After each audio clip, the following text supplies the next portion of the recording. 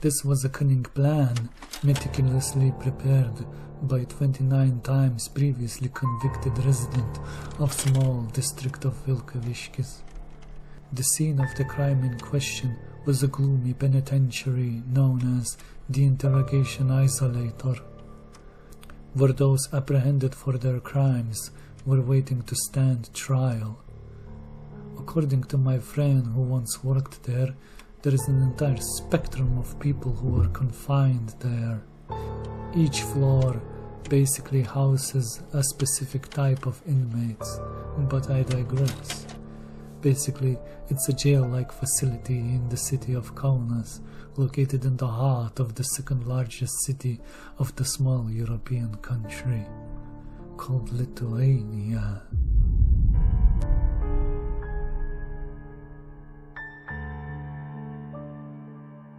Picture this, our hero of this story, if we can call him that, the one named Gintaras Gaula, truly a rare specimen even when it comes to violent prison inmates.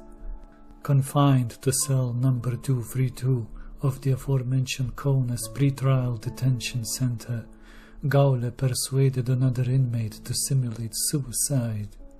Now you may ask, why? Well, let's find out. But in order to do that, we'll have to turn back the clock a bit and tell a bit of backstory of Mr. Gaula and what led him to the current predicament which I would like to cover in this video. It all started with Mr. Gaula getting in trouble with the law in the first place and landing himself in prison proper, where he later killed his 43-year-old cellmate. I hanged that old man, Mr. Gaula loudly proclaimed about his cellmate, then serving a 25-year sentence as if boasting about his major life achievement immediately after the heinous crime. And I will do so again, Gaula loudly proclaimed to the prison staff. This marked the second time his hands were stained with blood, yet even after the second murder, Gaula remained unrepentant. For causing the death of a fellow inmate due to such a minor pretext, instead of serving just 25 years, Gaula got upgraded and received a life sentence. Realizing that the prison gates to freedom might not open for him again, he resorted to numerous scams and other crimes while incarcerated. After dispatching his older cellmate, Gaula was transferred from Alytus to Kaunas jail facility.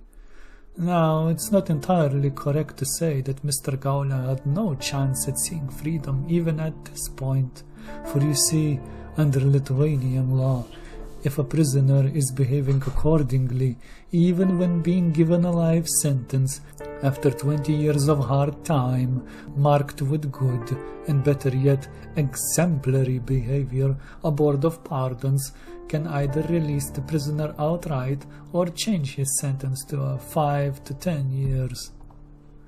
The board of pardons are not obligated to do so, however, but it is not unheard of such thing to happen every now and again. Anyway, so to recap, Mr. Gaula, for his original crimes, found himself in prison, got himself in trouble with the local gang, fearing of being transferred to a different prison, Gaula hanged the 43-year-old prison cellmate of his, an act for which he was awarded with a life sentence. Then Gaula found himself being transferred to Kaunas pretrial detention facility. Kaunas pretrial detention officers then planned to transfer Gaula back to Alytus, but he dreaded serving there. Gaula had been petitioning the prison department since 2014 not to transfer him to the Alitus facility. Seeking help, he even turned to the Prosecutor General's office, citing a threat to his health and life due to a testimony he made against the criminal underworld, thus asking to be isolated from the other inmates. In Lithuanian prisons, subcultures amongst inmates thrive, and most convicts know each other. Gaula claimed that after testifying against the Tulip gang, a reference to a flower by the way, he had to face the consequences. When he was previously transferred to the so-called Pravinishkes penitentiary, fellow inmates beat him to a pulp on the first day while he was still in the quarantine rooms. After already being beaten once in Pravinishkes prisons, Gaula found himself back in Alitus, then temporarily in the Kaunas pretrial detention center, but he was soon supposed to be taken back to Alitus. Quite a trip he had made back and forth. We have now reached the current point of our chilling tale, which I would like to cover in this video. Currently residing in Kaunas interrogation isolator facility and fearing a return to Alitus, Gaula has concocted a cunning plan. Initially, Gaula explained to his fellow cellmate that he did not plan to kill him, but was only aiming to stage the act. Basically, Gaula would hang his fellow inmate on a belt and then immediately call the guards. Guards would take him down, resuscitate. Gaula would get another murder on his belt, hopefully staying in Kaunas facility for indeterminate amount of time. His cellmate gets paid, everyone wins. Why Mr. Gaula thought that this is how the world works, I honestly have no idea. But he shared this master plan with his cellmate, who was sentenced for sexual crimes and was about to be released soon. It was this inmate to whom Gaula proposed to execute a dangerous plan, allow himself to be hanged by Mr. Gaula. For this, he promised an inmate to pay him a grand total of 200 euros. An additional 100 was promised if the plan succeeded and the inmate survived the ordeal. Now that's a deal if I ever saw one. You won't die. I'll hang you there for a couple of minutes, then I'll make some noise and the guards would come here, see you hanging, they will cut the belt, do some CPR, you'll choke a little bit, but other than that you'll be fine. It's going to be fine. I won't hang you that hard neither, promise. So come on, I need you to do this with me, man. Gaula coaxed his cellmate into doing this. Both inmates then agreed to a date where they would reenact this dark plan. However, on the fateful day, 2 more inmates were designated to come to the same cell as our 2 fated heroes for this story. Remember, Kaunas Interrogation Isolator is a facility for pre-trial inmates, meaning people are often come and go through its gates. You came here at the wrong time, Gaula muttered to his new neighbors. They, however, were not intimidated by him. During the later interrogations, Gaula explained that he avoided the so-called newcomers in his cell. He did not speak to them, but communicated in writing with the convicted man who agreed to help him. This behavior surprised other inmates. The hell are you making? Kantas, blät. The other inmates loudly inquired with threatening tone, but Gaula and his accomplice were not deterred. Instead, Gaula aggressively advised them not to interfere where it was unnecessary. "I wrote that we would soon stage a hanging," the convict said, explaining that he invited the fellow inmate serving time for sexual offenses to go to the toilet facilities in the cell. "I took off a belt about a meter long from my basket and went to the toilet," Gaula later told the officials. There, the incident in question occurred that ended with the death of a fellow inmate. Although Gaula had promised to quickly summon the guards, he suddenly changed his plans and left the suicidal quote-unquote inmate alone, offering no chance for him to survive. Guards were called to the cell only about an hour later, and only because the new cellmate started causing a ruckus about it. And this is where the old adage, "for there is no honor among thieves," comes into play. Gaula claimed that he imitated the inmate's suicide, doing so not alone, but with the help of the remaining 2 men inside his cell, much to the chagrin of the 2 newly come inmates, who immediately, loudly, and violently protested Gaula's claims. However, later when Gaula was informed that he would remain in the pre-trial custody of Kaunas facility at least for some time, and he knew he would not be returned to Alytus prison, Gaula suddenly changed his tune. Now he claimed that he organized and did everything alone to slay the inmate. During these interrogations, Gaula also admitted that he had lied to the man about simulating suicide. 2 months earlier, he had decided not to revive him.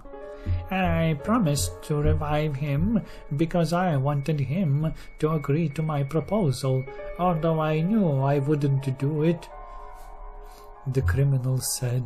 Later, Gaula, realizing that he might not see freedom ever again due to another intentional murder, even though our hero was already screwed regardless on that particular fact, I might add, Gaula began to explain differently that he killed the cellmate because he allegedly SA'd his daughter.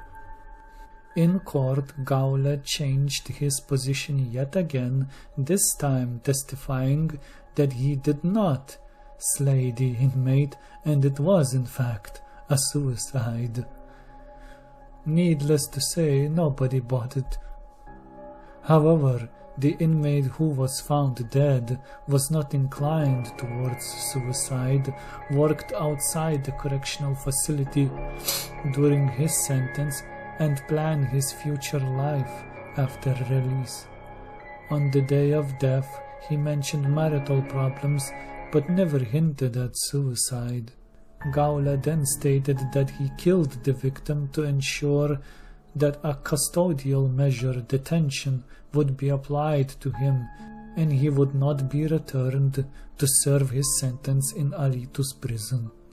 Judges emphasized the cynical use of another person's life as a tool to satisfy his personal interest in avoiding transfer to an undesirable prison, calling it cynical and indicative of a complete disregard for human life.